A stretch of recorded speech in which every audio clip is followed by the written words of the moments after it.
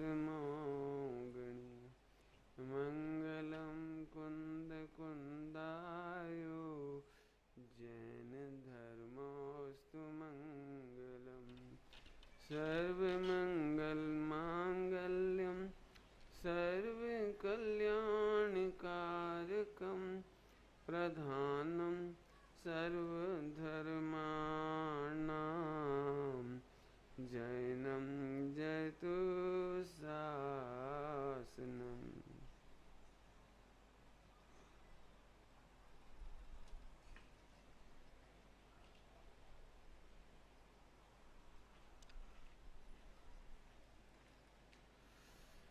विषय बड़ा है, आज अपन फास्ट करेंगे, थोड़ा सा बोलूँगा ज़्यादा, मतलब जल्दी ज़्यादा पॉइंट लेंगे, कोशिश करेंगे जितना ज़्यादा। पास क्यों करोगे, हवा बंद कर दे।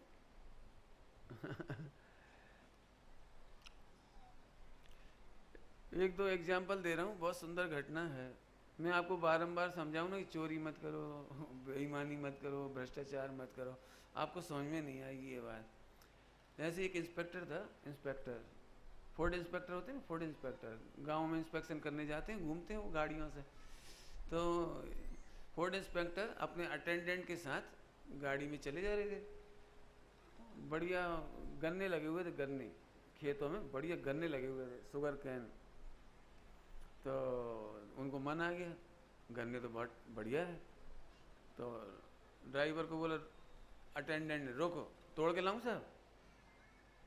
हाँ तोड़ लो, कोई बात नहीं, बोल दिए तोड़ लो। अब साहब का हुक्म है तो तोड़ने चला गया। उसने जैसे 2 गन्ने तोड़े तो उसकी आवाज़ तो होती है, तो बहुत छोटी सी बच्ची थी 8-10 साल की, उसको आवाज़ मिली तो, ए कौन है, कौन गन्ने तोड़ रहा है जी?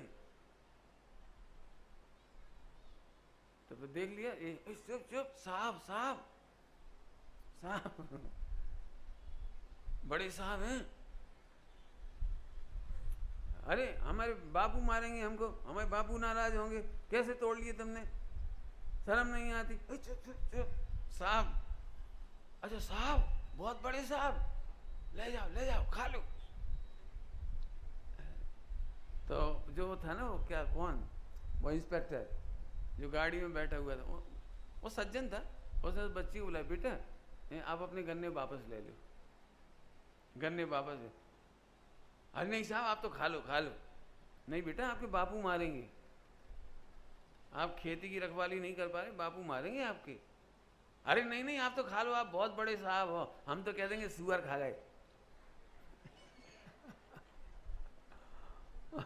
हम तो कह देंगे सुअर खा गए, सुअर भी घुस जाते ना खेतों में, हम कह देंगे। अब उस बच्ची का कोई सेंस, इनको कुछ कहने का नहीं था, वो तो नेचुरली जब उसे समझे साहब माने बहुत बड़े आदमी, तो ठीक है खा लें, तो हम बहाने कर देंगे कुछ ना कुछ।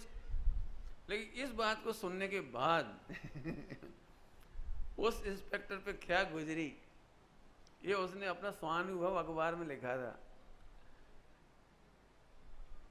जैसे एक इस रिश्वतखोर भ्रष्टाचारी और ऑफिसर था, डिप्टी कलेक्टर समझ लो, ऐसे कुछ, बहुत बदनाम था। सब्जी खरीदने, एक संयोग की बात है, किसी दिन गाड़ी में बैठ के सब्जी खरीदने गए तो सब्जी तोल रही थी, तो भाजी खरीदी, भाजी तो बहुत ज़्यादा झुकती दे दी उसने, मैंने अपनी भाषा को तो 50-100 ग्राम ज़्यादा झुकती दे दी। तो मुंह से निकल गया, अरे माँ जी बहुत ज़्यादा झुक गई, बहुत ज़्यादा हो गई। उसको बहुत समझाते थे लोग, लेकिन वो भ्रष्टाचार नहीं छोड़ता था। तो माँ जी बोली, अरे बेटा कोई बात नहीं है, जिसकी यहाँ झुकती है उसी की ऊपर झुकती है।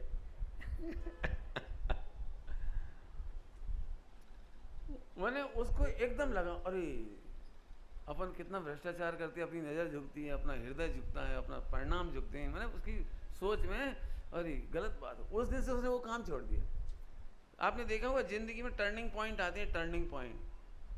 ये 2 टर्निंग पॉइंट मुझे याद आए, मैंने आपको शेयर किए। आइए, बच्चों के लिए हम पहले नंबर कह रहे हैं, बच्चों को बाग बगीचे में जाकर के कभी फल फूल नहीं तोड़ना।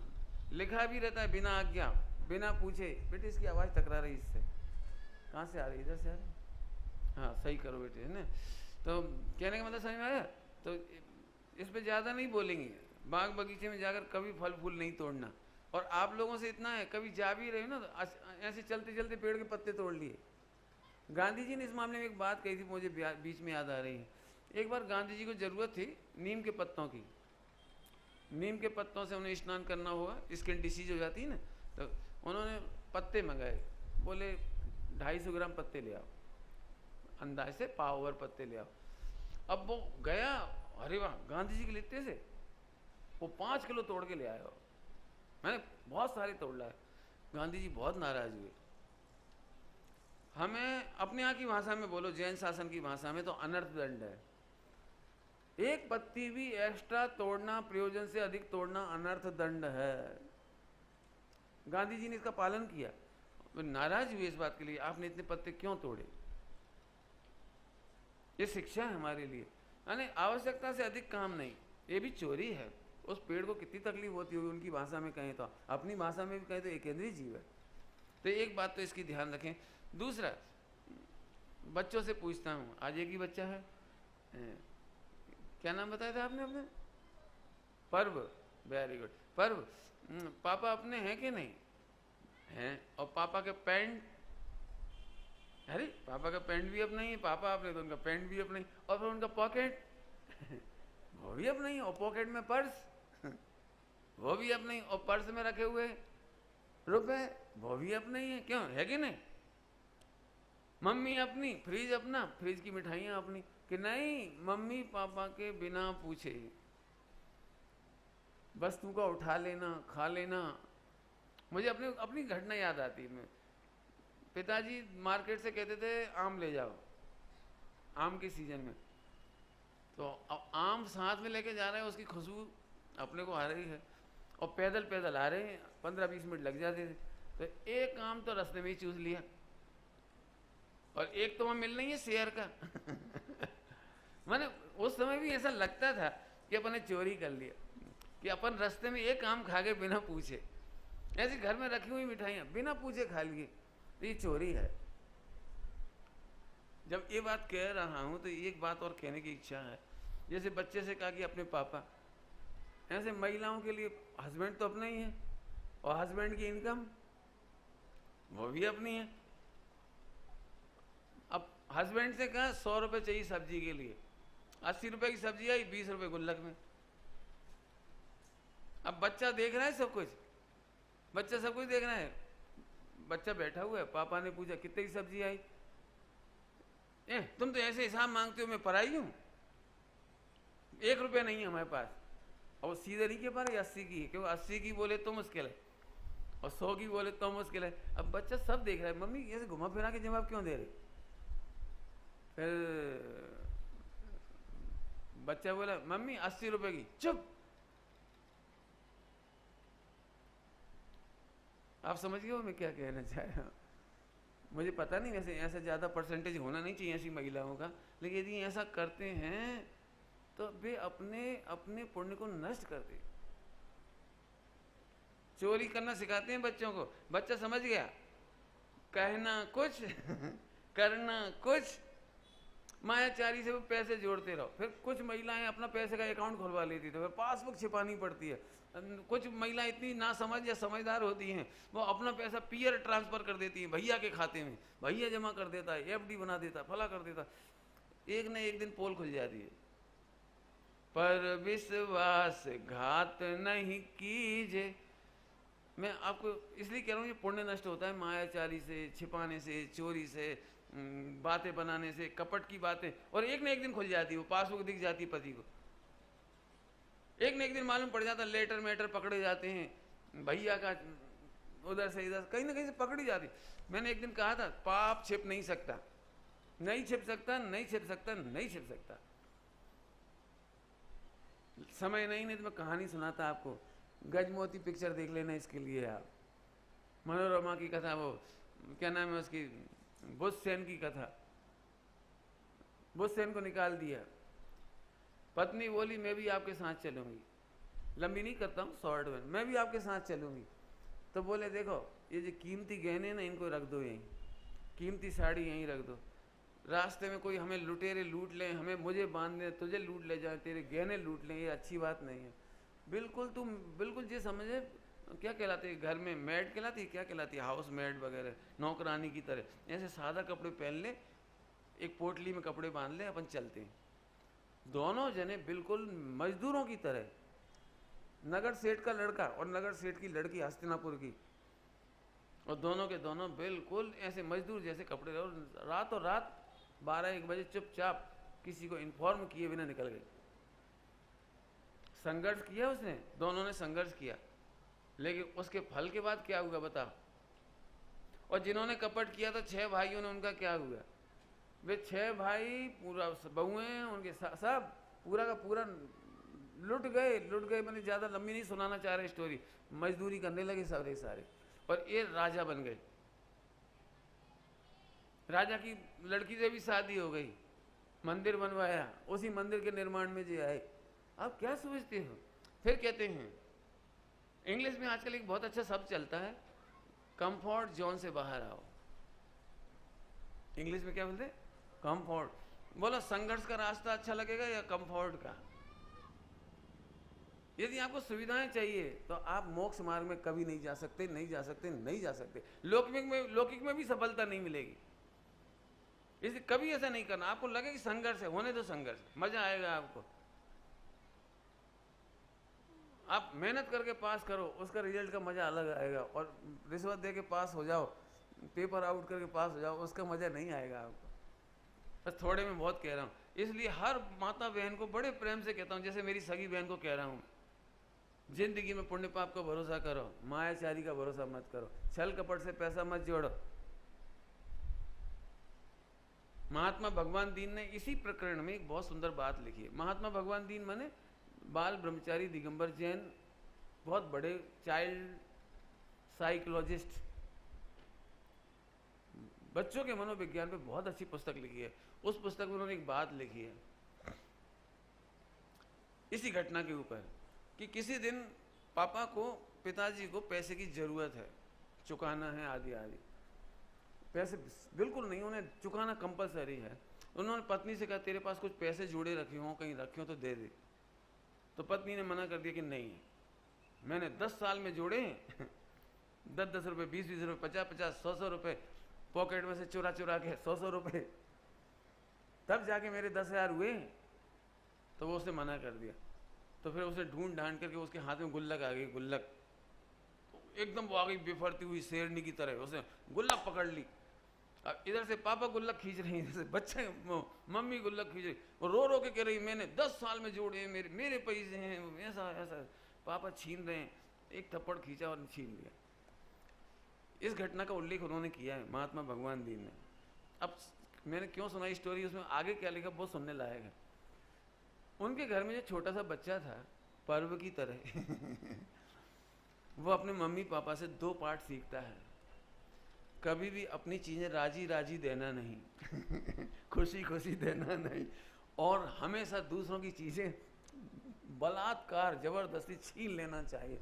ये 2 पाठ एक उसने मम्मी से सीखा कि राजी राजी कोई चीज नहीं देना चाहिए, और एक पापा से सीखा कि छीन लेना चाहिए। अब जब उसके घर में कभी ऐसे भाई बहन होते ना कुछ और, तो राजी राजी अपनी चीज नहीं देता और दूसरों की चीज छीनने लगता है। अब ये गलती आपको बहुत छोटी लग रही होगी जो मम्मी पापा से सीखी है। ये बच्चा दुनिया में कहीं चला जाए, मैं बहुत जल्दी कह रहा हूँ, यदि 1 घंटा बोलने का मौका मिले तो मैं प्रूव कर दूं इस बात को कि ये बच्चा सम्यक दर्शन का अधिकारी नहीं है, मोक्ष जाने का अधिकारी नहीं है। इतनी बड़ी ब्लेंडर मिस्टेक हो गई आप लोगों के द्वारा। सीखना और सिखाना तो वो चाहिए जो मेरी भावना में सिखाया जा रहा है। बने जहां तक जिस जीवन में औरों का उपकार नहीं, ये तो पति का उपकार ही खराब हो रहा है जाता।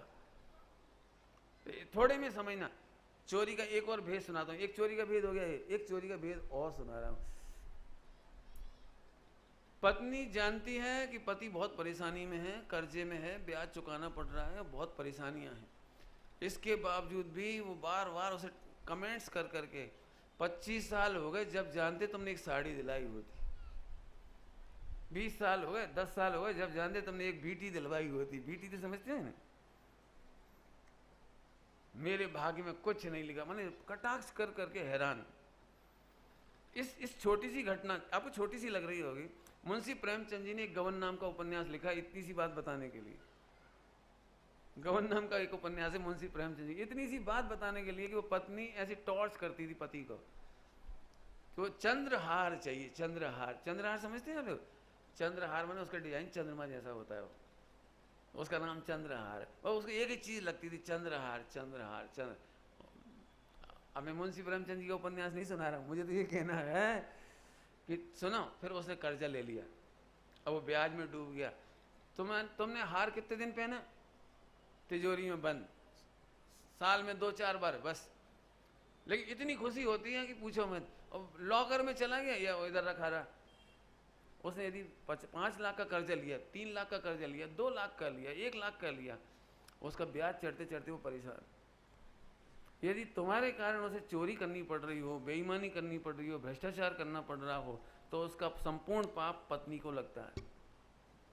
हम एक बात कहते हैं, यदि घर में बाई दबे पाप के उदय में असमर्थता आ जाए, गरीबी आ जाए, तो पत्नी ये कहे सुनो हम रूखी रोटी खा लेंगे, आप नरक में जाने का काम मत करो, आप चोरी नहीं करो, अपन रूखी रोटी खा लेंगे, अपन मेहनत कर लेंगे, हम दोनों मिलकर मजदूरी कर लेंगे, लेकिन गलत काम नहीं करना। उसी मुंशी प्रेमचंद जी के उपन्यास में आखिरी में लिखा है, जब वो पति पत्नी मिलते हैं जेल से छूटने के बाद, तब उसने एक जो डायलॉग दिया वो बहुत सुंदर डायलॉग है। हालांकि मैं तो उसका भाव ही बता रहा हूँ, डायलॉग तो उसी में लिखाऊंगा, क्या लिखे मैंने तो बहुत साल पहले पढ़ा था, 15-20 साल पहले। उसमें लिखा था, मैं क्या हार की भूखी थी, मैं क्या हार की भूखी थी? तुम पहले ही बता देते ना कि अपनी आर्थिक स्थिति ठीक नहीं है, पहले ही बता देते ना कि तुम्हारी एक सामान्य सी नगर पालिका की नौकरी है, पहले ही बता देते। लेकिन वो ढींग हाँकते ना, ढींग, जब शादी होती ना तो ढींग हाँकता, ढींग तो समझते होंगे, वो हाँकता, मैं बहुत बड़ा कारोबारी हूँ, मेरा बहुत बड़ा खाता पीता घर है, मेरी नौकरी बहुत बढ़िया है। अब वो सोच रही थी बेचारी कि जब तुम बहुत बढ़िया हो तो चंद्रहार तो आएगा ही। अब वो चंद्रहार आया नहीं, तो जैसे वो मिलना हुआ ना पति पत्नी का शादी के बाद, तो उसने कहा बोलो तुम्हारी क्या कामना है? बोले अपन इतने संपन्न है तो चंद्रहार कहाँ है? वो इतना सा कह के छोड़ी, उसकी बेचारी को उसे कुछ खबर ही नहीं। ये बात मैंने फिर बहना भूल ना जाना में लिखी है बात, कि महिलाओं को ये बात समझना चाहिए। और लड़कों को ग्रस्त जीवन में लिखा है, लड़कों को लिए ग्रस्त जीवन में एक लेख है मेरा, ग्रस्त जीवन, उसमें लिखा है कभी ऐसी झूठी बात मत करो जिसे बनाए रखने के लिए तुम्हें झूठ पर झूठ बोलना पड़े, चोरी करना पड़े, गबन करना पड़े, मिलावट करना पड़े। साफ रहना, सुखी रहना। पत्नी यदि इसके बावजूद आपसे कुछ कहती हो तो भी उसके रोने पर ध्यान नहीं देना चाहिए, वो धमकी दे तो धमकी पर ध्यान नहीं देना चाहिए। आप इलीगल बिजनेस, इलीगल काम, कहीं से ज़बरदस्ती उधार लेना बिल्कुल नहीं करना चाहिए। मैं अपने घर में मेरे पिताजी से मैंने ये सीखा है जो मैं आपसे कह रहा हूँ। हमारे पिताजी ने ज़िंदगी में एक दिन भी दुख नहीं देखा, लेकिन एक दिन भी उधार लेकर बिजनेस नहीं किया और एक दिन भी उधार बांटा नहीं। आधा किलो दूध आता था, हम 8 घर के 8 मेंबरों के बीच में, कोई बात नहीं, हम पानी मिला के पी लेंगे, लेकिन हम उधार का पैसा नहीं खाएंगे। यदि तकलीफ है, कम है पैसा, कोई बात नहीं, बहन की या बुआ जी की शादी करनी है, पैसा जोड़ना है। हमारी बुआ जी सुंदर थी, अब एक से एक बड़े रिश्ते आ रहे, लेकिन पैसा बहुत चाहिए। हमारे पिताजी साहब कह दिया हम 10,000 रुपये से ज़्यादा नहीं कर पाएंगे, नहीं कर पाएंगे। सबने कहा थोड़ा सा कर्जा ले लो, नहीं कर्जा लेके नहीं करेंगे, हमारे पास एक बहन नहीं और भी बहन है, हमारी और भी बेटी है, हमारी और भी जिम्मेदारी है। मैंने कर्जा लेके नहीं किया, मुझे वो क्षण याद आते हैं, कर्जा लेके नहीं किया। यदि दुकान पर बैठ करके मैंने किसी ग्राहक को बोल दिया कि ये बार्गेनिंग करेगा, तो मैंने 25 रुपये बोल दिए इस घड़ी सुधरवाने के। मेरे पिताजी तत्क्षण वहाँ आ गए, तो उन्होंने देखा घड़ी में, फिर से चेक किया कि कितना खर्चा लगना चाहिए। तो पिताजी ने मेरे से पूछा कितने रुपये बताए इनको? मैंने कहा 25 रुपये। बोले झूठ क्यों बोलते हो, 12 रुपये का काम है। नहीं भैया 12 रुपये लगेंगे, जबकि वो रेडी था 25 रुपये में काम कराने के लिए। लेकिन पिताजी ने कहा कि नहीं, जिंदगी में कभी ऐसा काम नहीं कर। एक घड़ी होती है ना, घड़ी, इसका एक साइड बार होती है, साइड बार। उस समय 50 पैसे का आता था वो। अब कई बार क्या होता है, अलग अलग साइज की घड़ियाँ बनती है ना, तो वो मिलता नहीं है साइड बार, तो हमने थोड़ा ढीला ही लगा दिया। पिताजी बोले 50 पैसे कमाने के लिए उस बेचारे की घड़ी घूम सकती है। ऐसी धोखाधड़ी कभी मत करो। मुझे ये सिखाया मैंने भी जिंदगी में कभी ये दुख नहीं देखा। उधार लेके कोई बड़े सपने देखना नहीं, उधार दे करके कमाने के चक्कर में पड़ना नहीं। पिताजी से सीखी ये बात, इसलिए मैं आप सबको भी कह रहा हूँ यहाँ पर। चलो वापस आते हैं। तो ऐसा कोई काम नहीं करना, किसी को राजी करने के लिए भी उधार नहीं लेना। समाज को दिखावा करने के लिए कई बार किसानों की आत्महत्या का एक कारण है, अरे वाह एक ही लड़के की शादी है, ले लिया कर्जा, फिर फसल चौपट हो गई, अब मर गए बस। कभी कर्जा लेकर के कोई काम नहीं करो। वर्तमान पाप के उदय या वर्तमान के पुण्य के उदय के भरोसे भी भविष्य के काम मत करो। प्राग भाव और प्रध्वंसा भाव वो समझ लेना। मुझे तो बहुत सारी बातें बतानी, इसलिए मैं आगे ले रहा हूँ। एक और बहुत अच्छी बात बतानी है आपको, सिंपल लगेगी आपको बात, लेकिन बड़ी है। मैंने आपसे पेन मांगा, मैंने पेन लिखने के बाद मैं लेटरिन चला गया, बाथरूम चला गया, पेन रखा हुआ था यहाँ, और आपको पेन चाहिए था तो आप आए मेरे कमरे में, और मेरा वही आपका पेन आपका ही है, लेकिन आप मेरे से बिना पूछे उठा ले गए। ये चोरी है। ये इसमें कहा कि चोरी, हमारा ही पेन था, आपका ही पेन था, आपसे ही मैंने मांगा था, और मैं रख के अंदर गया। अब आप तो लेके चले गए, अब मुझे तो आपको लौटाना है ना वो। अब मैं ढूंढ रहा हूँ, मैंने यही रखा था, गया कहाँ? अब मैं सब में परेशान हो रहा हूँ, आधे 1 घंटे 2 घंटे सब में परेशान हो रहा हूँ, गया कहाँ? कोई ले तो नहीं गया, नौकर तो नहीं ले गया, कौन आया था? अब जाने किस किस पे डाउट कर रहा हूँ, जाने किस किस को डांट रहा हूँ, कौन ने पेन उठाया? तो भूत ले गए, यहाँ से पेन कैसे गायब हो गया? 2-4 घंटे बर्बाद हो गए, ना मालूम किस किन पे शंकाएं हो गई। इसके बाद हमने आपसे कहा सॉरी, वो आपका पेन कहीं पता नहीं कहाँ रखा गया, मैंने रखा तो यहीं था, नहीं ना मालूम, अरे वो तो मैं ले आया था, तुमने तो टकासी जमा हिला दी। मैं ले आया था, लेकिन वहां 4 घंटे किसी को कसाई हुई, इसकी जिम्मेदारी किसकी होगी? और इस पे हमारी नजर नहीं जाती, लेकिन नहीं, हमने इस पे भी सोचा, कभी ऐसा नहीं करो। बिना अनुमति लिए जिसके पोजीशन में चीज है उससे पूछ लो, कह दो, और नहीं हो तो एक काम करो भाई, कागज की स्लिप लिख दो, एक्सक्यूज मी मुझे पेन की जरूरत थी, मैं ले जा रहा हूँ। आपने फिल्मों में देखा हो, कागज की स्लिप रख देती, फिल्मों से यही सीख लो कम से कम। मैंने विदाउट इंफॉर्मेशन ऐसे कोई काम नहीं करो। आगे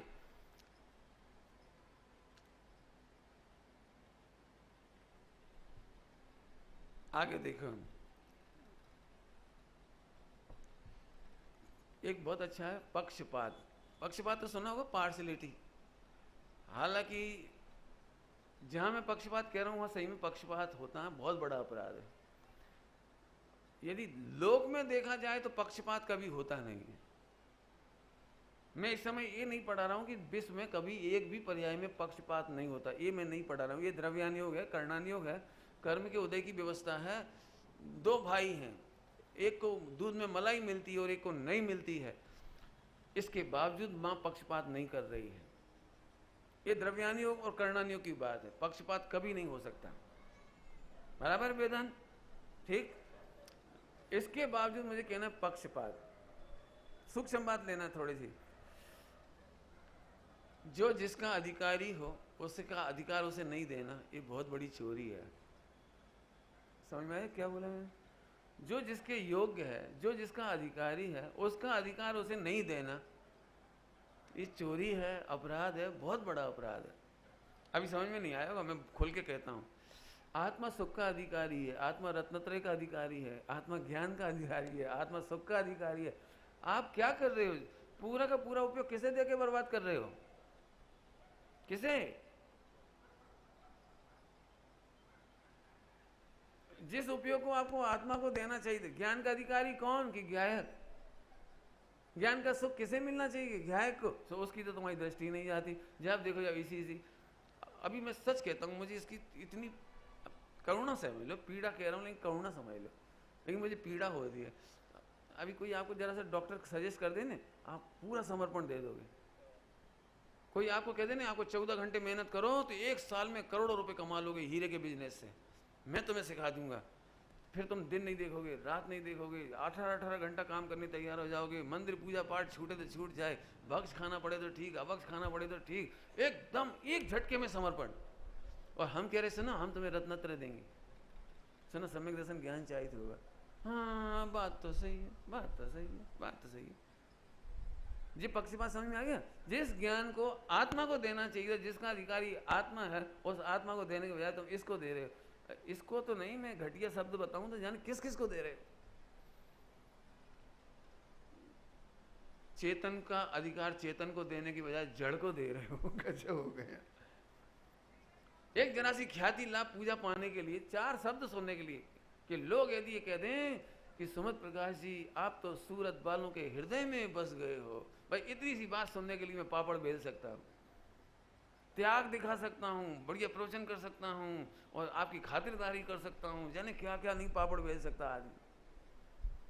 मैं अपनी जिंदगी बात करता हूँ, मुझे केवल एक तत्व ज्ञान का प्रेम है। कभी मैं मंदिर बनाने के मैंने इसके लिए मेरा जीवन नहीं लगेगा, कोई संस्था बनाने के लिए मेरा जीवन नहीं लगेगा। मुझे केवल शिविर का प्रेम है, तत्व ज्ञान का प्रेम है, क्योंकि इसका नगद आनंद उसी समय मुझे भी आता है, नगद आनंद आता है मुझे भी। अब आपका तो आपकी आप जानो, आपका आप। लेकिन मैं प्रेरणा करूंगा तो यही प्रेरणा करूंगा। आज तक किसी को 5 इंद्रिय के विषय होंगी प्रेरणा नहीं। मैंने, मेरे पिताजी तेज स्वभाव के थे, तेज, फिर भी मैंने सारे घर में डिक्लेयर कर दिया था, सारे घर में 5 भाई बहन थे ना, मैं सब लोग, तो हमने सबको डिक्लेयर कर दिया जो ब्रह्मचर्य लेगा उसकी पूरी जिंदगी का खर्चा मैं उठाऊंगा, ब्रह्मचर्य ले ले। हमारी मम्मी ने भी बोल दिया था, हाँ बेटे सबके सब ब्रह्मचर्य में चले जाओ, हमें बड़ी खुशी होगी। पिताजी बहुत नाराज होते थे मम्मी के ऊपर, तूने सिर पे चढ़ा रखा है, तूने बिगाड़ रखा है, सबके सब ब्रह्मचारी हो जाएंगे, घर का क्या होगा। मम्मी ने मुझे बताया पिताजी ऐसा कह रहे हैं सबके सब ब्रह्मचारी होंगे तो घर का क्या होगा। मैंने कोई चिंता मत करो, तुम 1 करोड़ बार कहोगे ना ब्रह्मचर्य ले लो, तो शायद एक बार कोई ब्रह्मचर्य की लेने की सोचेगा। अरे अनादि के संस्कार बढ़े हैं वो सब काम वासना के, तुम मना करोगे तो भी शादी कर लेंगे वे, तो शादी करने की जो योग्यता वाले शादी कर ही लेंगे, मना करोगे तो कर लेंगे, और जिनमें योग्यता नहीं है तो तुम कहो करो करो तो भी वे नहीं करेंगे। क्रमबद्ध पर्याय बहुत जोरदार है इस मामले में। विचार करना, जिसका अधिकार है उसे मिलना चाहिए। कहें तो अनादिकाल से आपने बहुत बड़ा पक्षपात किया है। जो उपयोग ज्ञान आत्मा में जाता तो केवल ज्ञान लेके निकलता, अंतर्मूर्त में कैसी मार्मिक बात थी, एक अंतर्मूर्त में केवल ज्ञान हो जाता, और कितने अंतर्मूर्त बीत गए, कितने। शांति से सोचना। आगे एक बहुत अच्छा शब्द आता है अपने तत्वार सूत्र में, माप तौल में अंतर, लेने की बांट अलग और देने की बांट अलग। क्या बोला हमने, लेने की बांट अलग और देने की बांट अलग। समझ गए ना, लेने देने की बांट, तो भारी बांट से लेते हैं और हल्के बांटों से देते हैं, ये तो समझ गए होंगे सब। तो इसका अर्थ मैं ज्यादा नहीं कर रहा हूँ, तो आप समझदार हो। पंडित साहब ने इसका अर्थ समझाया, वो मैं समझा रहा हूँ। पंडित साहब ने इसका क्या अर्थ किया मालूम है, एक ही घटना में तुम अपने लिए अलग प्रकार से सोचते हो, दूसरों के लिए अलग प्रकार से सोचते हो, ये तुम्हारी चोरी है। नहीं समझ में? सरल दृष्टांत देंगे, एक ही दृष्टांत में काम हो जाएगा, नहीं तो और दे दूंगा दृष्टांत तो बहुत सारे कह रहे हैं मैंने, तुम लगाना दृष्टांत। वेदांत सुन रहे हो, बताओगे दृष्टांत? मैं बताता हूँ, तुम भी सोचना है, तुम भी सोचना पर, ठीक है। मैं दृष्टांत देता हूँ। मेरे पांव से गिलास टकराया कांच का और टूट गया, तो मेरे मुंह से आवाज निकलती गिलास फूट गया, और वेदांत के पांव से गिलास टकराया, तूने फोड़ दिया। आप समझ गए? एक ही प्रकार की घटना के प्रसंग में आप अपने लिए अलग सियादबाद लगाते हो और दूसरे के लिए सियादबाद अलग लगाते हो। अपने से काम बिगड़ता है और बाकी घर के सब लोग काम बोलो बिगाड़ते हैं। सुनो, इससे आप ही परेशान हो गए। अब मजेदारी बात है, सुनो, दूसरे से गिलास फूट जाए, सुनो फूट गया, आपने थोड़ी फोड़ा, कोई जानबूझ के फोड़ता है क्या? कई बार आपने देखा मम्मी पापा जम के चिल्ला रहे हैं और बच्चा कह रहा है मैंने क्या जानबूझ के ठोड़ा, मुझे क्या मजा आ रहा था, क्या मैंने प्लान करके फोड़ा है? और जमीन पे रखा था, मेरा पैर लग गया, मैं देख नहीं पाया, हाँ इसीलिए तो तूने। अब कल्पना करो, जब बच्चे को देखने की जिम्मेदारी है तो आपकी जिम्मेदारी नहीं है। अब बच्चे ने गिलास रखा वहां और पापा से फूट गया, पापा को नहीं देखना चाहिए था, लेकिन नहीं, चिल्लाएंगे जोर से, तूने रखा क्यों था यहाँ? अच्छा इसने क्यों रखा था, और फिर पापा ने जब गिलास रखा था वो बच्चे से फूट गया तब, अरे बोलो। तो अब कहेंगे तू देख के नहीं चलता, अब बच्चे को भी कहना पड़ेगा आपने रखा क्यों था। मैं कुछ कह रहा हूं आपको, इसको कहते हैं पक्षपात। दूसरे लोग हमें ऐसे लगते हैं पुरुषार्थ नहीं करते, और हम कहते नहीं मैं पुरुषार्थ तो बहुत करता हूं लेकिन अभी भवितव्य नहीं है।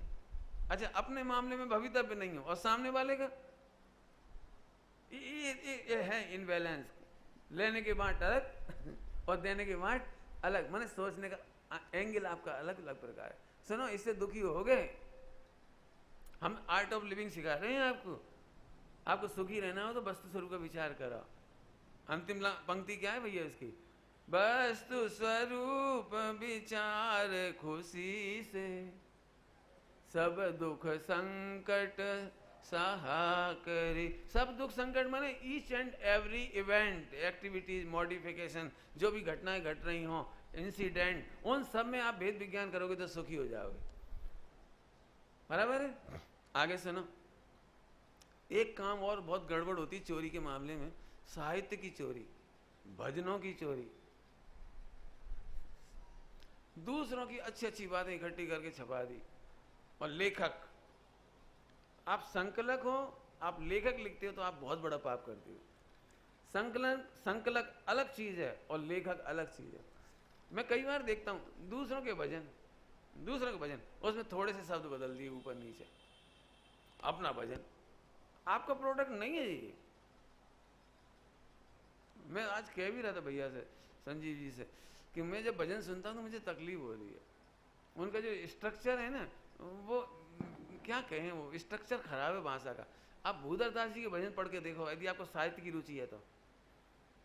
आप पंडित साहब की रचनाएं पढ़ के देखो,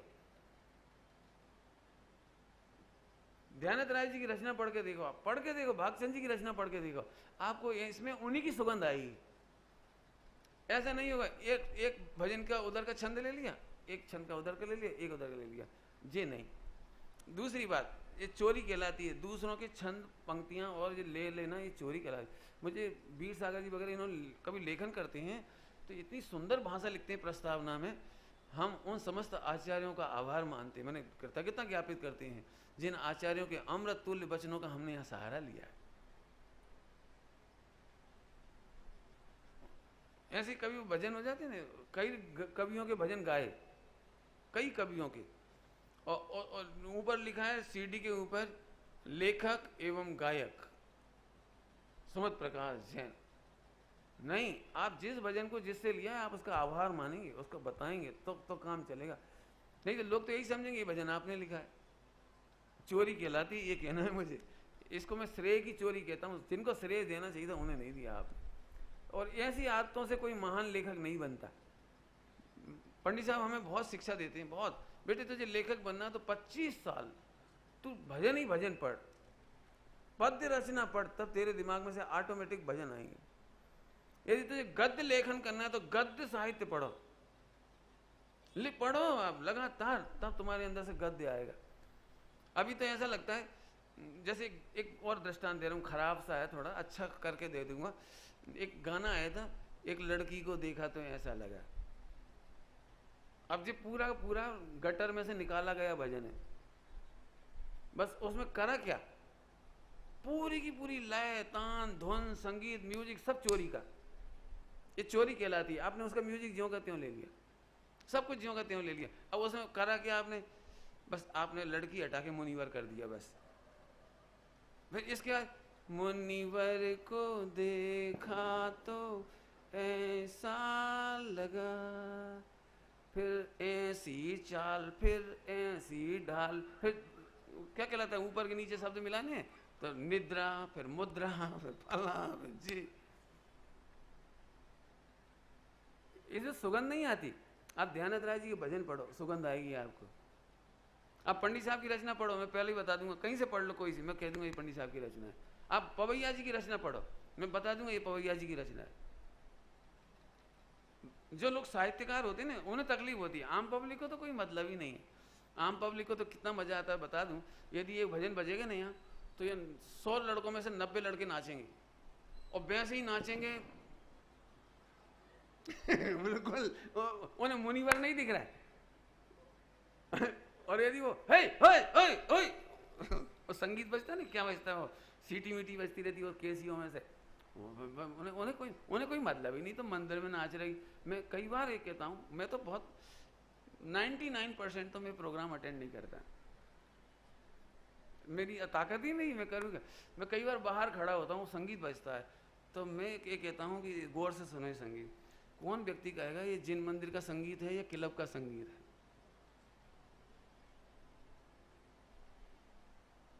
मैं बता सकता हूँ, महिलाओं की आवाज रहती ना उसमें, आह जैसी आवाज, ओ अब वो आवाज उसमें बजा रहे। भगवान के सामने क्या जरूरत है? इस मामले में सब बच्चों से कह रहा हूँ, बेटे मुझे तो हमेशा के लिए कोई बात कह रहा हूँ आपसे, बहुत बड़ी चोरी है ये, समझो क्या कहना है मुझे। आज तक शराब पीने वालों ने भी, फिल्मी हिंदुस्तानों में काम करने वालों ने भी आज तक वो गलती नहीं की, पूरे वर्ल्ड में किसी म्यूजिशियन ने वो गलती नहीं की। जब मस्जिद का दृश्य दिखाते तो अजान सुनाते हैं, बौद्ध की कोई चीज़ दिखाते हैं ना, बौद्ध का तो गच्छम शरणामी बुद्धम शरणम सुनाते हैं। वे किसी बनारस का घाट दिखाते हैं तो घंटी और शंखनाद सुनाते हैं। और जब कोई और जगह दिखाते हैं ईसाई चर्च वगैरह, मैंने उनके एक एक का म्यूजिक है अलग अलग, बिन उन्होंने गलती नहीं करी। और हम अपने जिन मंदिर में जिनेन्द्र देव के सामने कभी नहीं करा।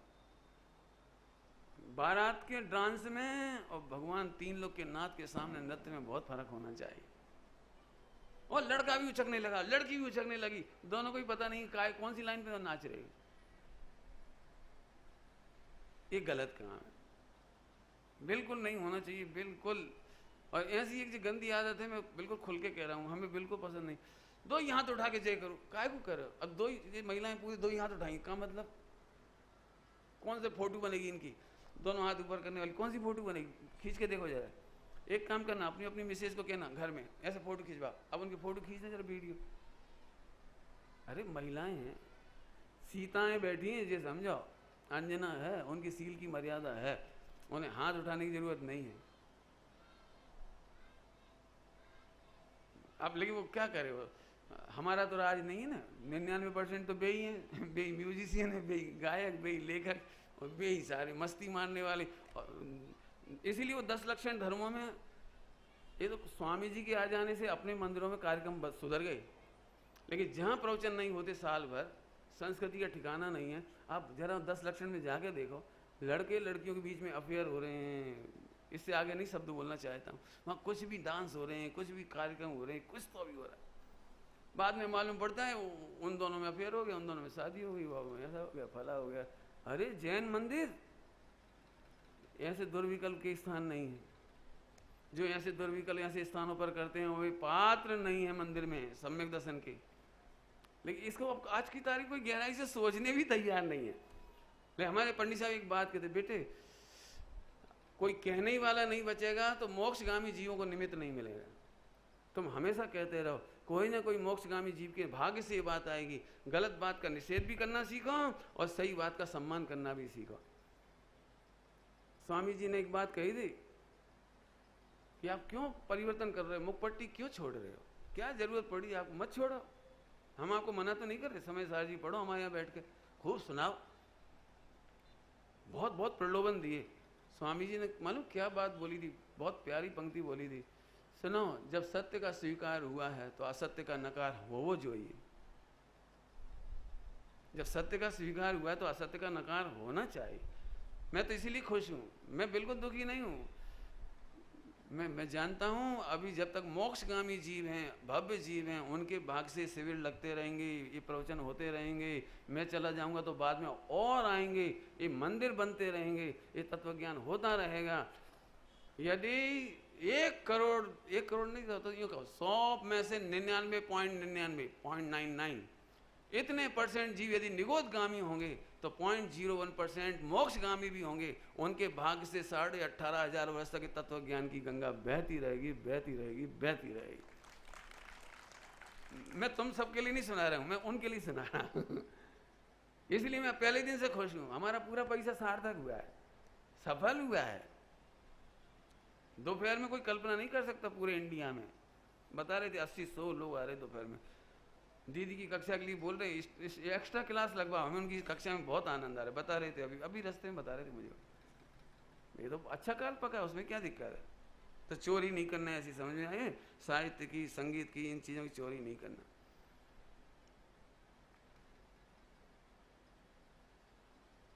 चलिए, और एक बढ़िया पॉइंट बोल रहा हूँ, पाप खोल करके करना निर्लज्जता है।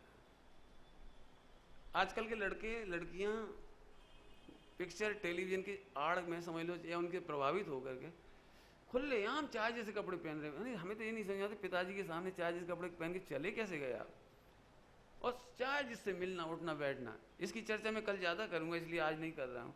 मुझे तो केवल इतना ही कहना है, खुल कर के पाप करना निर्लज्जता है, और छिप कर के पाप करना कायरता है। न निर्लज्जता अच्छी है और न कायरता अच्छी है। और यदि अपने पाप हो गए हों तो उन्हें स्वीकार करना वीरता है। कोई वीर होगा जो अपने पापों को स्वीकार कर ले, भैया मेरे परिणाम खराब है, मेरी चेष्टा खराब है, ये वो कोई वीर होगा। और सुना, और जो इन्हें मिटाने का उपाय करते हैं वे पुरुषार्थी होते हैं। ये पुरुषार्थ है। फिर समझ लेना, ये तीन बातें मैंने शुरू की 3 बातें। दोष हो जाना अपराध नहीं है, लेकिन दोष को मिटाने की चेष्टा नहीं करना अपराध है। दोष हो जाने में, रत्नगढ़ साहब का आचार्य जी में लिखा है, कोई आश्चर्य नहीं है, कोई दूध का धुला नहीं है। दोष होने में किसी का आश्चर्य नहीं है। हमें बच्चों से या बड़ों से किसी से कोई शिकायत नहीं, लेकिन जो दोष मिटाने का उद्यम नहीं करते, ये बहुत गंदी बात। नहीं मिटे इससे कोई मतलब नहीं। तुम मिटाना चाहते हो ना, बताऊं, अगले जन्म में पूरे मिट जाती हैं वो, क्योंकि आपको मिटाने का इंटेंशन था ना, उसके फल में मिट जाती हैं वो। तुम नहीं कर पाओगे, लेकिन इंटेंशन से सारा काम होगा। इसलिए इस बात को बहुत ध्यान रखना, इसे मिटाने का नाम पुरुषार्थ है। एक और पंडित साहब ने बहुत सुंदर बात बताई थी, हम जैन श्रावक किसको कहते हैं। परिभाषाएं बहुत सुनी होंगी आपने, लेकिन पंडित साहब की मैं लिख के लाया हूँ। श्रावक किसको कहना, हा, जिसकी श्रद्धा भगवान जैसी हो सर्वज्ञ जैसी श्रद्धा हो, ज्ञायक स्वभाव की, वस्तु स्वरूप की, अकर्ता स्वभाव की, और कैसा हो, साधुओं जैसा समर्पण हो, और कैसा हो, उन्हीं जैसी भावना हो, उनकी जैसी भावना हो, उन जैसे होने की, उनकी जैसी माने उन जैसे होने की हो मेरी ऐसी दशा जैसी तुम धारी हो। और उनके प्रति ही बहुमान जिनको बरतता है उनका नाम श्रावक है। भावना होगी तो ही बहुमान होगा। आपको जिस थोड़ी तत्व की रुचि है ना, इसलिए बहुमान कर रहे हो। 5 दिन से दुकान नहीं गए तो इसलिए नहीं गए, व्यापार धंधा छोड़ के बैठे हो, इसलिए बैठे हो कि कोई भावना होगी। यदि भावना नहीं होती तो नहीं। समझ में आया। अंतिम प्रेरणा इसमें यह है, चोरी के मामले में जीवन पथ दर्शन आप जरूर पढ़ते रहिए। जीवन पथ दर्शन पंडित साहब की एक बहुत सुंदर पुस्तक है। यूँ समझ लो कि आप जितने चरणानुयोग माने जाते हैं 30-35 करीब 30-35 के लगभग चरणानुयोग हैं ग्रंथ, पंडित साहब ने सबका अध्ययन किया और वर्तमान द्रव्य क्षेत्र काल भाव सब देखा। द्रव्य क्षेत्र काल भाव, इसके बाद आज की तारीख में अपन गाइडेंस चाहते कि हम क्या करें और क्या ना करें, क्या करें और क्या ना करें। पंडित साहब ने इतनी सुंदर पुस्तक लिखी है कि यदि आपकी बुद्धि काम नहीं करती हो, आपको समझ में नहीं आ रहा हो, कोई आपको गाइड नहीं मिल रहा हो, तो हर बच्ची को वो किताब रखनी चाहिए। एक बच्ची कॉलेज में पढ़ने गई है, वो किताब अपने पास रखे। यदि उसे नहीं समझ में आ रहा कि हमें क्या करना चाहिए इस समय, उस किताब में पढ़ के देखो कि कॉलेज में क्या करना चाहिए। हॉस्टल में रहना है आपके बच्चे को, मम्मी पापा हॉस्टल में बच्चे को भेज रहे हैं, आपको नहीं मालूम हॉस्टल में क्या हो रहा है, उसमें सब लिखा है हॉस्टल गाइडलाइन। आपको जॉब करना है तो जॉब गाइडलाइन, आपको मंदिर बनाना है तो मंदिर गाइडलाइन, यदि आपको लगता है हमें घर बनाना है तो मंदिर घर बनाने की गाइडलाइन। मैं जरूर चाहूँगा कि आप लोग किसी को गिफ्ट देते हो ना 10-20 रुपए की, हैप्पी न्यू ईयर की, हैप्पी दिवाली की, तो मैं कहता हूँ 1000 किताब छपा के वो बांटो, मंगवा लो। आप एक घर में 10 मेंबर हो तो 10 रखो, हर रिश्तेदार को पहुंचा दो। क्यों कि आप इतने बड़े बड़े ग्रंथ नहीं पढ़ पाओगे, लेकिन यदि आपको लगता है दुकान कैसा व्यापार करें, तो उसमें लिखा है दुकान व्यापार कैसे करें। एक नहीं, कम से कम 80-90 प्रकरण है उसमें जिसमें गाइडलाइन दी है। बच्चों के कर्तव्य, पत्नी के अधिकार कर्तव्य, पति के दायित्व, माता पिता के प्रति दायित्व, समाधि के निर्देश, मैं कौन कौन से नाम बताऊं आपको, इतने सारे पॉइंट हैं, आप पढ़ते चले जाओ उसमें से। उसके कुछ निर्देश मैं बताता हूं। अब थोड़ा सा मैं अहिंसाणु व्रत पढ़ाने के लिए तो मुझे वो क्या, हिंसा पढ़ाने के लिए तो 1-2 महीने तो कम से कम लगे। हिंसा पढ़ाने के लिए मतलब उतना बहुत बड़ा प्रकरण है, तो वो तो मैं नहीं बता रहा हूँ। मेरे पास जितना समय है इस समय में थोड़े से इशारे कर रहा हूँ, उसमें पढ़ोगे तो विस्तार से मिल जाएगा आपको। जीवन पथ दर्शन पढ़ लेना आप, उसमें से आप पूछ रहे थे प्रतिज्ञा कैसे लें, नियम कैसे लें, उसके निर्देश भी उसमें है। क्या खाएं नहीं खाएं, क्या छोड़ें कैसे छोड़ें, नहीं छोड़ें कब छोड़ें, एक एक चीज का वर्णन उसमें है। विद्यालय चलाना हो तो क्या करें, हर चीज का वर्णन है उसमें।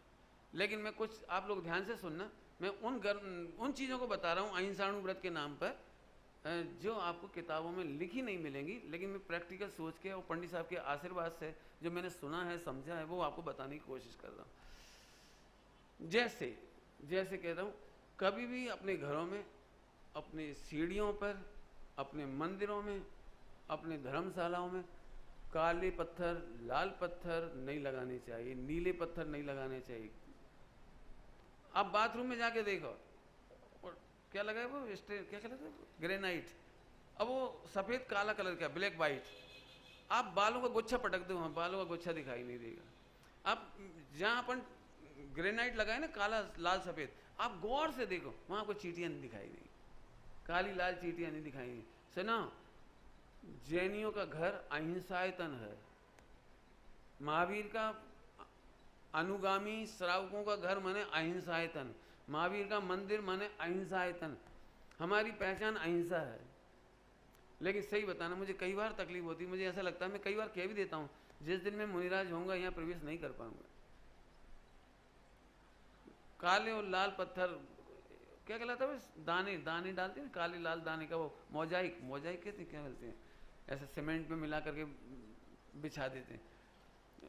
फिर से समझ लो, लाल फर्श, लाल चींटी नहीं दिखेगी, कभी नहीं बिछाओ।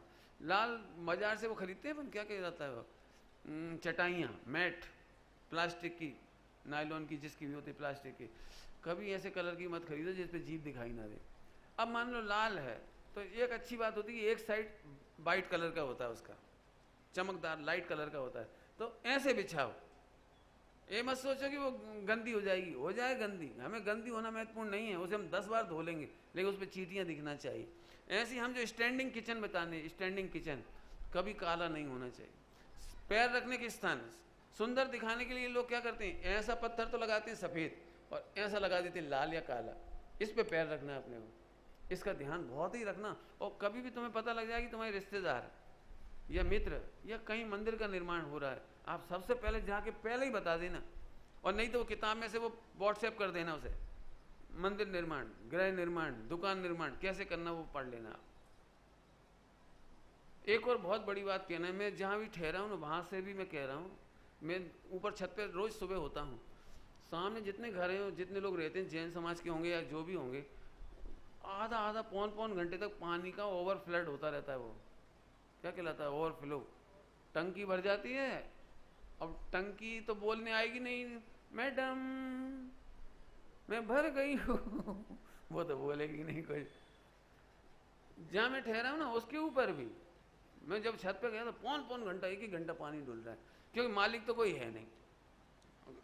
भाई ये मजदूर, नेता क्या नेता नहीं, वो कर्मचारी, मैनेजर समझ लो, कर्मचारी समझ लो, माली समझ लो, चपरासी समझ लो, उन्हें क्या बिजली का ऑन करा, अब कब 1 घंटा बीत गया पता ही नहीं लगा, उसे आधा घंटा कब बीत गया पता ही नहीं लगा, भर गई कि नहीं भर गई कब पता लगा। फिर कभी कोई कहीं से फ्लो का पता लग जाए उसे, या कोई कह दे तो वो बंद होती है। मैं ये कह रहा हूँ, इसमें बिजली भी की हिंसा हुई, अग्निकाय के जीव की हिंसा हुई, पानी की हिंसा हुई। पानी वैसे ही वेस्टेज बहुत हो रहा है, कम पानी है। आपको अभी देखो, पढ़ करके और अखबार उठा के देखो, कितने कितने नगरों में पानी 400-400 500-500 फुट नीचे चला गया। कितने गांव में, एक गांव है गांव, वहाँ पानी की एक बूंद नहीं मिल रही है। आप फोटो आए थे अभी 4-6 दिन पहले, 4-6 दिन पहले, उसमें आदमियों को उतर उतर के, महिलाओं को उतर उतर करके जाना पड़ रहा है कुएं के अंदर, और इतना सा पानी, उसमें से गंदा पानी भर भर के ला रहे। एक गांव में पानी का एक ही कुआं है और वो पानी की पानी का वेस्टेज नहीं करो। तो फिर क्या करें? बहुत सिंपल काम है, बहुत सिंपल। सब लोग प्रतिज्ञा करके जाओ, ये तो मैं करवाना चाहता हूँ कि आप 100-125 रुपए की एक घंटी आती है वाटर वेल, वाटर वेल के नाम से, जो भी नाम आवे, नाम कुछ भी हो सकता है। हमने तो स्वामी जी की 125वीं जयंती के समय वो बनवाई थी 1000 स्पेशल। उसमें हमने स्वामी जी का उपदेश डाला था गुजराती में, हिंदी में और इंग्लिश में भी, उसमें तीनों वो शिक्षाएं डाली थी। हम चाहते हैं आप बाजार से खरीद लो सभी लोग, और टैंक में डाल दो, उसका तार डालने पड़ते हैं, तार इलेक्ट्रिक से जोड़ दो। जैसे ही वो भरने को होगी उसके 5 मिनट पहले आपको उसकी रिंग आ जाएगी। वो बोलने लगी पानी भर चुका है, कृपया बंद कर दीजिए, कृपया मोटर बंद कर दीजिए। स्वामी जी की मैंने कौन सी आवाज डाली उसमें पता है? ओ हा, पानी ना एक एक बूंद मां, केटला भावीना सेद छे ने कितना भूतकालना माता पिता छे, आ हा, पानी भरी गया है, मोटर बंद करी देने मैंने इस तरह की टोन डाली है, मोटर बंद करी दे ने मैंने उसमें ऐसी आवाज डाली है उसको। उसका नाम हमने अहिंसक नाम रखा था, अहिंसक बैल। हमारा मतलब है कि यदि आप में से कोई प्रोडक्ट भी बनाता हो तो बनाओ, बेचो, मोटिवेट करो। पानी इतना वेस्टेज जाता है जिसकी हद नहीं। और नहीं तो आप एक काम करो, सारे 30 क्षेत्रों की छतों पे जाके देखो, पानी के निशान दिखाई दे जाएंगे आप। तो ये कुछ बातें मैंने आपको बताई हैं। ऐसे अहिंसा की, अहिंसानुव्रत की बात कर रहे हैं, हिंसा ना हो इसके हमें उपाय करने चाहिए। खान पान की बात यदि करने बैठ जाएंगे तो बहुत ही बड़ी हो जाएगी। उसकी तो पिक्चर मेरे पास बहुत है। कल ही एक पिक्चर आई है तुम्हारे मोबाइल पर, रेलगाड़ी के बाथरूम में से पानी भर रहा है वो वेंडर, उसमें से चाय कॉफी बना के बेच रहा है वो। कल ही के उसमें आई है मोबाइल की न्यूज में, दैनिक भास्कर की न्यूज खोली तो उसमें आई, ये हालत है। इसके तो बहुत मेरे पास वीडियो पड़ी है तमाम, आप देखो। ऐसी चीजें मत खाओ जिनसे हिंसक खान पान है। इस पर मैंने बहुत पहले भी थोड़ा सा कुछ कहा था, अब चूंकि समय भी नहीं है इसलिए मैं ज़्यादा नहीं कह रहा हूँ। लेकिन एक बात कहता हूँ, आप पढ़े लिखे हो, आप समझदार हो, आप जिनवाणी में लिखा है इसलिए मत मानना, लेकिन अपने दिमाग की खिड़की खोल के रखना। यदि समाचार पत्र पढ़ के लगता हो, टेलीविज़न देख के लगता है कि इट इज़ रॉन्ग, तो आप जरूर मानना। मैं केवल विचारक हूँ। मैंने जितना त्याग किया जीवन में, इधर पढ़ के नहीं किया। किसी ने मेरे कान पकड़ के नहीं कहा कि त्याग करो, लेकिन मैंने जब टेलीविज़न से देखा हो, चाहे पिक्चरों से देखा हो, चाहे न्यूज़पेपर से देखा हो, लेकिन जब मुझे दिखाई दिया कि गलत है, मेरे जीवन में ऑटोमेटिक त्याग होता चला गया। आप जो भी बात मेरे से पूछोगे ना कि ये आपका क्रियाकांड है, ये तो खींचतान है, ये तो जड़ की क्रिया है, मैं आपको एक एक साइंटिफिक लॉजिक दूंगा कि मेरे जीवन में एक चीज़ भी पुण्य के लोभ में नहीं आई और नरक के डर से नहीं आई। मेरा मन नहीं करता है कि मैं वो काम कर सकता हूँ। बस पिक्चर देखने की जरूरत है। आप क्या कहें, जीन्स है ना, जीन्स मॉडिफाइड मार्केट में जो आ रहे हैं, क्या कहते हैं, जेनेटिकल है ना, वही जीएम फूड कहलाते हैं। जीएम फूड बहुत खतरनाक है। आप चाहो तो हमसे पिक्चर लेके देख लो, इसके बाद निर्णय करो हमें क्या खाना और क्या नहीं खाना। बाजार की चीज़ें सबको प्रॉफिट कमाना है, किसी को आपकी हेल्थ और धर्म से मतलब नहीं है। मार्केट की क्या कहते हैं आपको, मार्केट की ब्रेड समझते हैं, ब्रेड, मार्केट की ब्रेड खाते हैं जो लोग, आज 25 साल बाद 35 साल बाद उसका निर्णय आया है कि उससे कैंसर होता है। रिपोर्ट आ चुकी है और इन पर बहुत जुर्माने लगाए गए। 25-35 साल बाद बोल रहे हैं। हमें तो पहले ही मालूम था कि मैदा को सड़ाओगे आप, फिर वो कीड़े नहीं पड़ जाएं, 6-6 महीने, 3-3 महीने, 2-2 महीने तक कीड़े नहीं पड़ जाएं तो उसमें जहर डालोगे और ऐसे ऐसे केमिकल डालोगे जिससे वो नरम बनी रहे, स्मेल खराब नहीं हो। ये ऐसे हो सकती है? तुम्हारी सुबह की रोटी शाम को खराब हो जाती है और वो 1-1 महीने चल रही, क्यों चल रही है? अब ये अपने कॉमन सेंस लगाने की ज़रूरत है। लेकिन आज के जो बच्चे बच्चियाँ भोजन बनाना नहीं जानते, उनके पास तो उसके सिवा वो कुछ रास्ता ही नहीं बेचारों के पास। अब क्या होता है, बहुत प्रेम से मैगी खाते रहे, फिर मैगी की रिपोर्ट आ गई। बहुत प्रेम से पहले साबूदाना खाते थे अपन सब मिलकर और साबूदाने की रिपोर्ट आ गई। अब मैंने समझ लिया कि जो प्राकृतिक उपज आ रही सामने, उसमें से टेस्ट करके सही वो खाना, और जो बाजार में जितने रेडीमेड आइटम है, चाहे वो कोई सही आइटम क्यों ना हो, वो खाने लायक नहीं। पानी के मामले में भी ऐसी बहादुरी मत दिखाओ कि हमें बोतल का ही पानी पीना है, आरओ का पानी पीना है। मैं फिर कहता हूँ आप अपने शरीर को इतना कमज़ोर नहीं करो कि आरओ का पानी पीना पड़े। मैंने आज दिन तक आरओ का पानी नहीं पिया, और आप मुझे चेकअप करा ले, लीवर किडनी ऊपर नीचे जो तुम्हें टेस्ट कराना सब करा ले।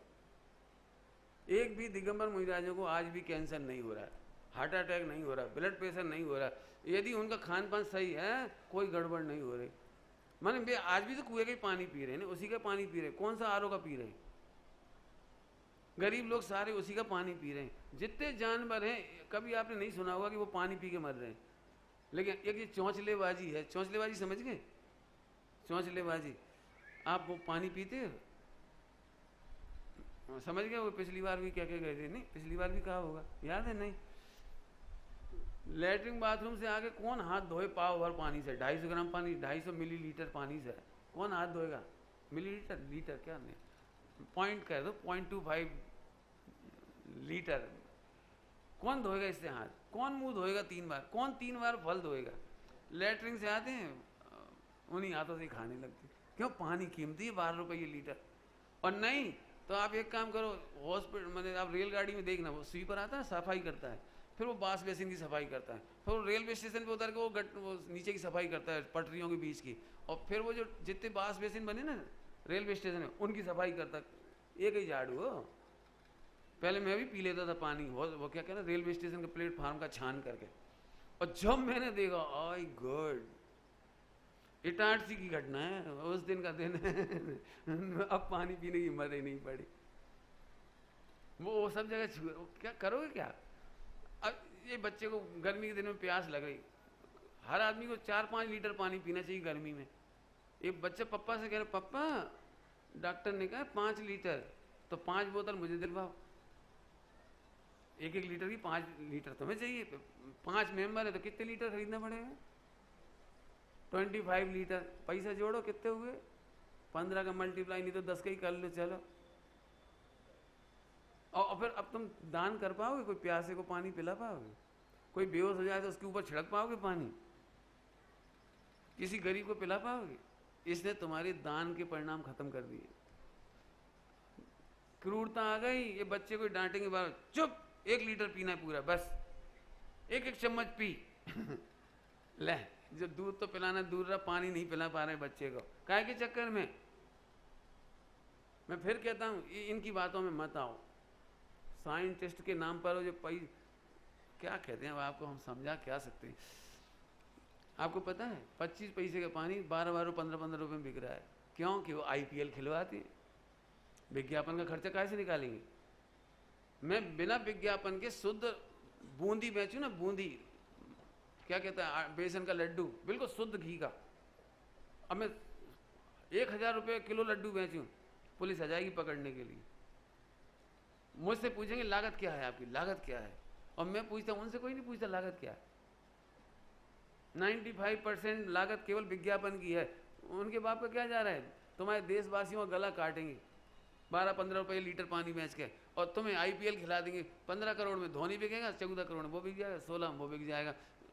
10, 50, 100, 200, 500 खिलाड़ियों की चांदी हो रही है, बाकी पूरा देश की बर्बादी हो रही है। जो मैं हिंसा में गिनता हूँ इसको। आप गरीबों को गरीब बना रहे हो, और आप अपने आप को भी दान आदि के परिणामों से रहित करके अपने परिणामों की हिंसा कर रहे हो, अपने पुण्य की घात कर रहे हो। सुनो, अब अंतिम बात कहता हूं, इसका रिजल्ट भी सुन लो।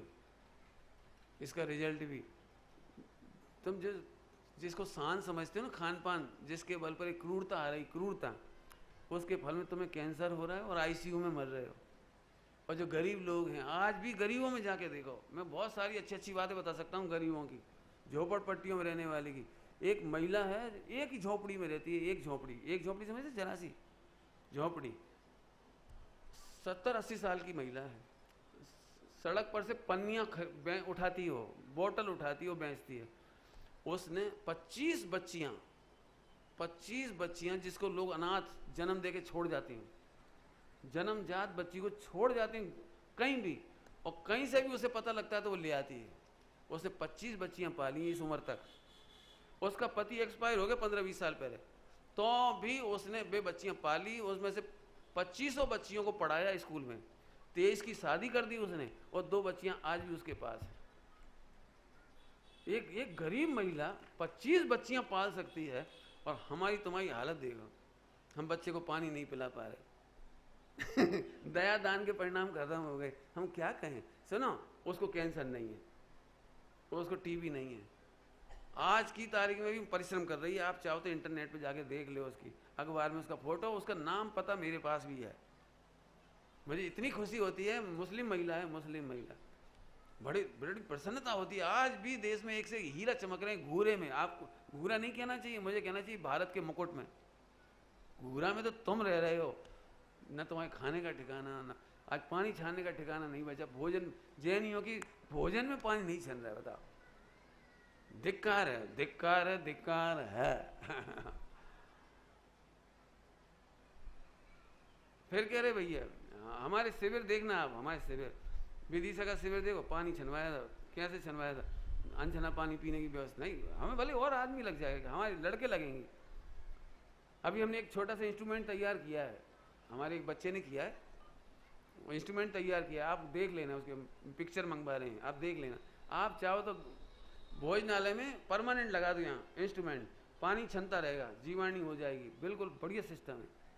ना आदमी चाहिए ना कुछ चाहिए। हम अभी जो अगले शिविर के पहले तैयार करवा रहे हैं उसे, द्रोणागिर में आके देखना आप, कोई को पकड़ने की जरूरत नहीं, पानी ऑटोमेटिक छनेगा, जीवाणु हो जाएगी और जीव की हिंसा भी नहीं होगी, और बहुत अच्छा काम होगा। अपने घर में लगवा लियो ऐसे। मैंने हम अक्कल लगाएं, हमारा मतलब अक्कल काहे के लिए, पानी छाने, उबाले, अच्छे काम करें। ये भैया तो बहुत कह रहे हैं, क्योंकि ये घर घर जा रहे हैं। आजकल हमारा भोजन कैसे हो रहा है, पहली बार है ये मैनेजमेंट देख रहे हैं घर में जा जाकर, तो बता रहे हैं सारी रिपोर्ट। इनकी बहुत जिद है कि कल आप यहाँ पे प्रैक्टिकल करके टीवी पे दिखा दो, रिकॉर्डिंग हो जाए और पूरे देश वाले देख लें वो, कि यहाँ पे पानी कैसा मोटा छन्ना होना चाहिए, कैसे छानना चाहिए, कैसे उसकी जीवाणी करना चाहिए, वो बताओ। हालांकि बड़ा कठिन है लेकिन क्या कहें, मैंने दुख की बात है कि जैनियों को टेलीविजन पे कहना पड़े कि पानी छानो, जो हमारा फर्स्ट सिंबल है, फर्स्ट सिंबल। ये तो ऐसी बात हो गई कि एक जैन महिला से कहना पड़े, अरे अपने बच्चे को प्यार करो, अरे अपने बच्चे को दूध पिलाओ, अरे अपने बच्चे को लाड करो, मुझे जी सिखाना पड़ेगा। मैंने बहुत दिन पहले टेलीविजन पे देखा था, बहुत दिन पहले पढ़ा रहे थे, उसी समय देखा होगा, अभी भी आता होगा मालूम नहीं। लेटरिन के हाथ धोइए 3 बार। बारे मैं इतनी, मुझे पहली बार आश्चर्य हुआ कि इसके भी विज्ञापन, लेटरिन के हाथ धोने के भी। गजब हो गया।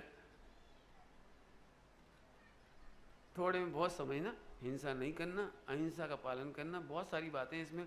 लेकिन कौन सी पुस्तक के लिए मैंने प्रेरणा की है, जीवन पथ दर्शन।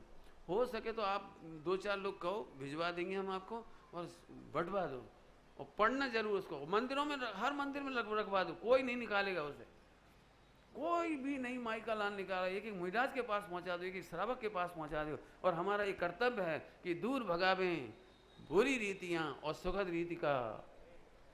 क्या बात हुई, डॉक्टर साहब आगे कि नहीं आए? अच्छा, पहले बच्चों का कार्यक्रम, मैं उन्हीं का इंतजार सोच रहा था। आइए, ओम नमः शिवाय। अभी हम सभी ने बहुत ही हृदय स्पर्शी मार्मिक व्याख्यान आदरणीय भाई साहब के द्वारा सुना। तत्पश्चात डॉक्टर साहब हमारे बीच में पधारने वाले हैं। उसके बीच पाठशाला के छोटे छोटे बच्चों द्वारा यहाँ पर बहुत ही सुंदर प्रोग्राम हो